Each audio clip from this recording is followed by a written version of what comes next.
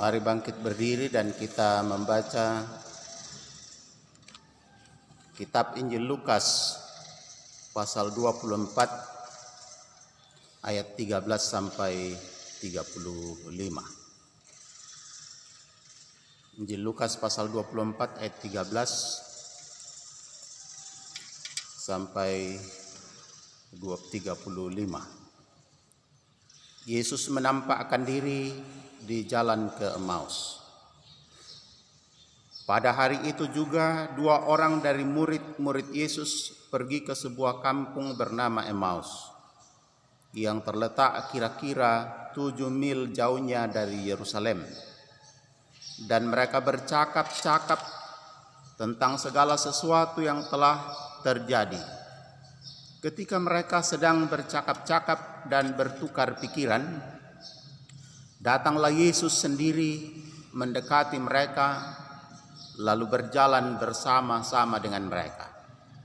Tetapi ada sesuatu yang menghalangi mata mereka, sehingga mereka tidak dapat mengenal Dia. Yesus berkata kepada mereka, "Apakah yang kamu percakapkan sementara kamu berjalan?" Maka berhentilah mereka dengan muka muram. Seorang dari mereka namanya Kleopas menjawabnya, "Adakah engkau satu-satunya orang asing di Yerusalem yang tidak tahu apa yang terjadi di situ pada hari-hari belakangan ini?" Katanya kepada mereka, "Apakah itu?" Jawab mereka, "Apa yang terjadi dengan Yesus orang Nazaret? Dia adalah seorang nabi yang berkuasa dalam pekerjaan dan perkataan di hadapan Allah dan di depan seluruh bangsa kami. Tetapi imam-imam kepala dan pemimpin-pemimpin kami telah menyerahkan dia untuk dihukum mati dan mereka telah menyalibkannya. Padahal kami dahulu mengharapkan bahwa dialah yang datang untuk membebaskan bangsa Israel. Tetapi sementara itu telah lewat 3 hari sejak semuanya itu terjadi. Tetapi beberapa perempuan dari kalangan kami telah mengejutkan kami. Pagi-pagi buta mereka telah pergi ke kubur dan tidak menemukan mayatnya. Lalu mereka datang dengan berita bahwa telah kelihatan kepada mereka malaikat-malaikat yang mengatakan bahwa ia hidup. Dan beberapa teman kami telah pergi ke kubur itu dan mendapati bahwa memang benar yang dikatakan perempuan-perempuan itu. Tetapi dia tidak mereka lihat. Lalu ia berkata kepada mereka, "Hai kamu orang bodoh, betapa lambannya hatimu, sehingga kamu tidak percaya segala sesuatu yang telah dikatakan para nabi? Bukankah Mesias harus menderita semuanya itu untuk masuk ke dalam kemuliaannya?" Lalu ia menjelaskan kepada mereka apa yang tertulis tentang dia dalam seluruh kitab suci, mulai dari kitab-kitab Musa dan segala kitab nabi-nabi. Mereka mendekati kampung yang mereka tuju. Lalu ia berbuat seolah-olah hendak meneruskan perjalanannya. Tetapi mereka sangat mendesaknya, katanya, "Tinggallah bersama-sama dengan kami, sebab hari telah menjelang malam dan matahari hampir terbenam." Lalu masuklah ia untuk tinggal bersama-sama dengan mereka. Waktu ia duduk makan dengan mereka, ia mengambil roti, mengucap berkat, lalu memecah-mecahkannya dan memberikannya kepada mereka. Ketika itu terbukalah mata mereka dan mereka pun mengenal dia. Tetapi ia lenyap dari tengah-tengah mereka. Kata mereka seorang kepada yang lain, "Bukankah hati kita berkobar-kobar ketika ia berbicara dengan kita di tengah jalan dan ketika ia menerangkan kitab suci kepada kita?" Lalu bangunlah mereka dan terus kembali ke Yerusalem. Di situ mereka mendapati ke-11 murid itu. Mereka sedang berkumpul bersama-sama dengan teman-teman mereka. Kata mereka itu, "Sesungguhnya Tuhan telah bangkit dan telah menampakkan diri kepada Simon." Lalu kedua orang itu pun menceritakan apa yang terjadi di tengah jalan dan bagaimana mereka mengenal dia pada waktu ia memecahkan roti. Demikianlah firman Tuhan. Berbahagia semua orang yang mendengar dan melakukannya. Amin.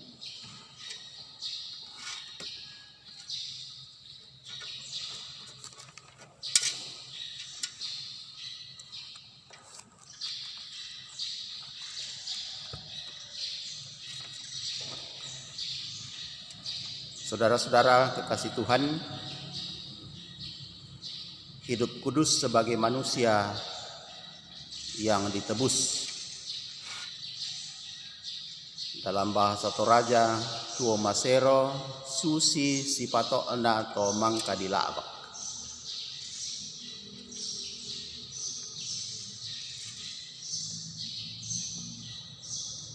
Saudara-saudara,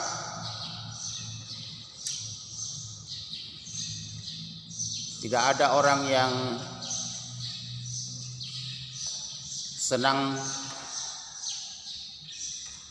ketika dia disebut sebagai orang bodoh. Amin. Atau adakah yang senang kalau ada yang mengatakan kepada kita, "Kamu bodoh"? Tapi kadang-kadang kita suka mengatakan kata-kata ini kepada orang lain. Kamu bodoh. Padahal ketika perkataan ini diarahkan kepada kita, kita tidak senang. Kita marah.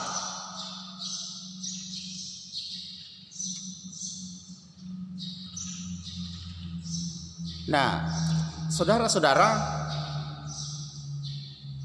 Alkitab dengan tegas mengungkapkan kata kebodohan itu, baik yang disampaikan oleh Petrus pun juga yang disampaikan oleh Tuhan Yesus kepada Kleopas bersama kawannya yang sedang menuju ke Emmaus.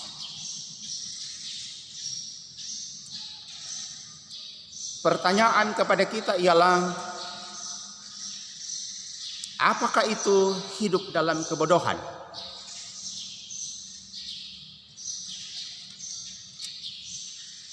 Gaya hidup seperti apakah sebenarnya yang disebut hidup dalam kebodohan?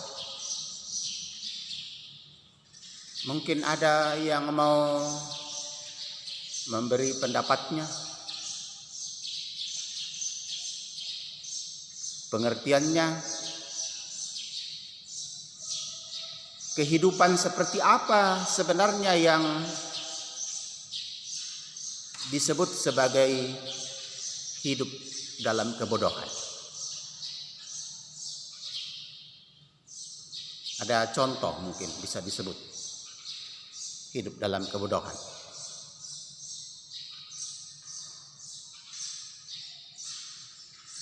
Ada yang mau menyampaikan contoh hidup yang disebut hidup dalam kebodohan? Bahasa Toraja tuolan kabagan.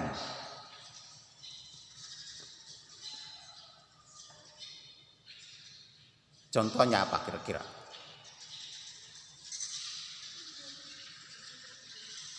Hidup dalam kebodohan itu contohnya apa?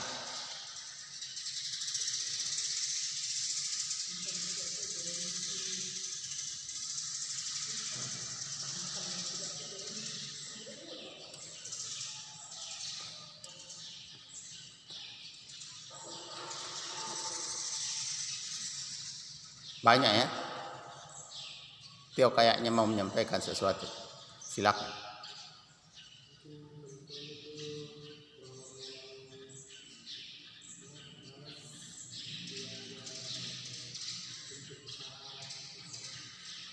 Pemalas yang tidak bisa berusaha. Apalagi Susan mungkin ada yang mau disampaikan. Contoh hidup yang disebut hidup dalam kebodohan. Malas. Ada lagi? Glowing?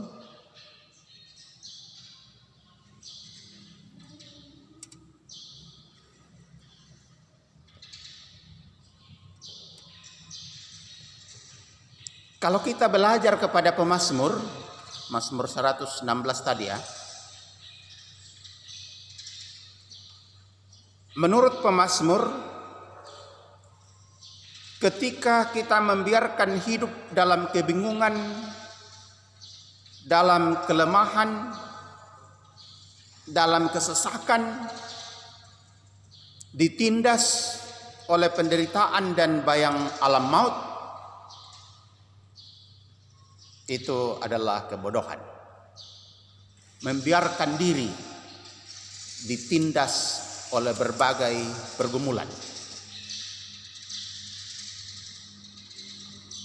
Lalu menurut Petrus dan juga apa yang dilakukan oleh murid yang lain yang dikisahkan atau ditulis oleh Lukas dalam Kisah Rasul, orang yang membiarkan diri dikuasai hawa nafsu dan pada akhirnya menolak bahkan menyalibkan kebenaran ilahi, itu adalah orang yang hidup dalam kebodohan.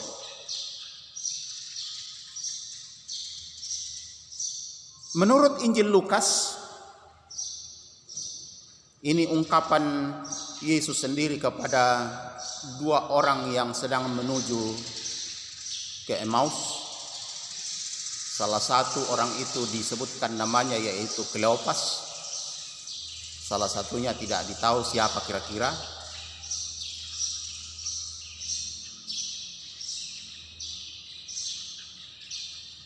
Hidup dalam kebodohan ialah orang yang membiarkan pikiran, membiarkan hati ditutupi oleh kelambanan untuk memahami kebenaran Allah atau firman Allah yang telah disampaikan oleh utusan-utusan Allah seperti para rasul atau murid-murid Yesus atau para nabi. Firman Allah yaitu tentang kebenaran bahwa Kristuslah Mesias dan ia telah mati dan bangkit untuk menggenapi janji dan nubuat para nabi itu. Jadi kalau seseorang tidak memberi diri, tidak membuka akal budinya untuk berupaya memahami dan menerima kebenaran itu, itulah yang disebut Yesus bodoh. Sangat jelas ketika kita membaca tadi ayat 25 dari Injil Lukas pasal 24. Lalu ia berkata kepada mereka, "Hai kamu orang bodoh, betapa lambannya hatimu sehingga kamu tidak percaya segala sesuatu yang telah dikatakan para nabi." Jadi hati, pikiran yang sangat lamban untuk menerima kebenaran ilahi, bagi Yesus itu adalah orang bodoh. Nah, saudara-saudara kekasih Tuhan, kita memang harus menyadari bahwa kita tidak berdaya. Bahwa memang tidak mudah untuk begitu cepat bagaimana memahami kehendak Allah. Sehingga mesti kita sadari bahwa tanpa Allah, tanpa hikmat Tuhan, tanpa pertolongan Roh Kudus, kita memang adalah orang bodoh. Tetapi kita punya kekuatan, kita punya pengharapan bahwa Allah sebagai Bapa itu adalah pribadi yang mendengar seruan, yang dapat memberikan kita keluputan atau kelegaan dari segala kemelut. Jadi setiap orang yang mengalami tantangan, penderitaan seperti yang dialami oleh Daud dalam Mazmur 116, Daud tahu bagaimana ia harus berseru, karena dia percaya bahwa harapannya adalah Allah Bapa itu pasti mendengar seruan doanya. Allah Bapa telah menebus hidup kita dari kebodohan kita, yaitu cara hidup yang sia-sia, seperti yang dibaca tadi dalam surat Petrus. Telah menebus kita dari cara hidup kita yang sia-sia, cara hidup yang membuat Yesus mati tersalib. Allah Bapa telah menebus kita dan mengampuni kita dalam pengorbanan tubuh dan darah Kristus yang mahal itu. Itulah yang menjadi tebusan kita. Kita tebus dengan darah yang mahal, bukan dengan barang yang fana. Karena itu, sebagai orang yang sungguh punya pengharapan bahwa kita punya Allah yang mampu membebaskan kita dari kebodohan, mampu melindungi kita dan mengaruniakan penebusan itu kepada kita, maka mestinya kita senantiasa hidup dalam pengucapan syukur kepada Allah yang telah menguduskan kita itu. Saudara-saudara kekasih Tuhan,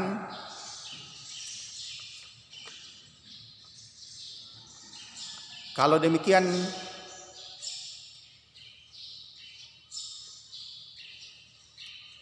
bahwa kebangkitan Yesus Kristus itu adalah suatu kebenaran,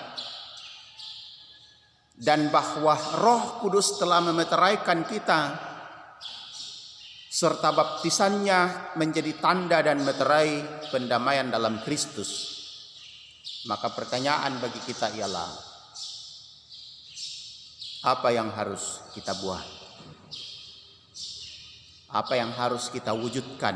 Apa yang harus kita lakukan? Inilah pentingnya belajar dari firman Tuhan hari ini, baik dari kitab Mazmur, dari 1 Petrus, dari Kisah Rasul, dari Injil Lukas, seperti yang menjadi bagian bacaan kita pada hari ini. Belajar dari pemazmur mau mengajari kita, mengingatkan kita, menuntun kita supaya kita hidup sebagai pribadi yang berharga di hadapan Tuhan seumur hidup kita. Sejauh Tuhan mengaruniakan kita kesempatan untuk hidup, masih memiliki napas hidup ini, pengajaran dari pemazmur ini haruslah kita wujudkan.